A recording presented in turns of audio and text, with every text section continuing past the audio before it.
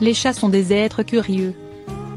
Pas étonnant donc que le matou de la vidéo que vous allez découvrir ait été intrigué en entendant les cris de son petit humain de quelques jours. Âgé de 4 ans, le matou n'avait jamais croisé de bébé avant cela. Un bébé à la maison. Lorsque le petit humain est rentré de la maternité, le chat a d'abord entendu ses pleurs. Intrigué, il est donc allé dans le salon où il a trouvé le bébé sur le canapé.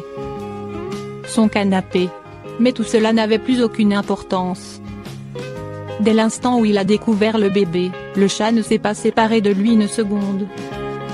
Après avoir observé le bébé pendant de longues secondes avec de grands yeux ronds, le chat a finalement osé s'approcher de lui en sautant sur la coudoir du canapé.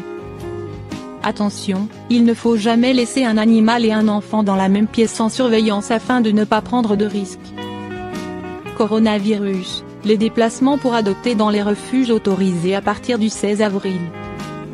Excellente nouvelle pour les refuges qui étaient des victimes collatérales du confinement. À compter du 16 avril, il sera autorisé de se déplacer en refuge pour adopter.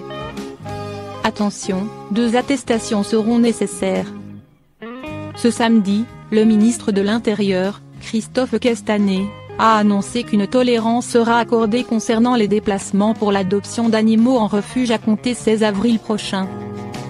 Une excellente nouvelle pour les refuges qui en avaient bien besoin en cette période de confinement où ils risquaient une saturation et le recours aux euthanasies. 2 attestations nécessaires. Évidemment, des règles strictes seront mises en place pour que ces adoptions se fassent en toute sécurité. L'animal doit être choisi sur le site du refuge en amont de la visite. Un rendez-vous sera ensuite fixé à un horaire précis et le refuge fournira une attestation à avoir lors de son déplacement. La personne qui souhaite adopter devra se déplacer seule au rendez-vous fixé et se munir en plus de l'autorisation de sortie en cochant motif familial impérieux.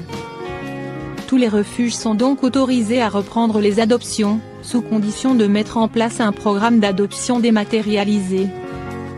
À compter du jeudi 16 avril, tous les refuges physiques pourront donc effectuer des adoptions en respectant les conditions ci-dessus.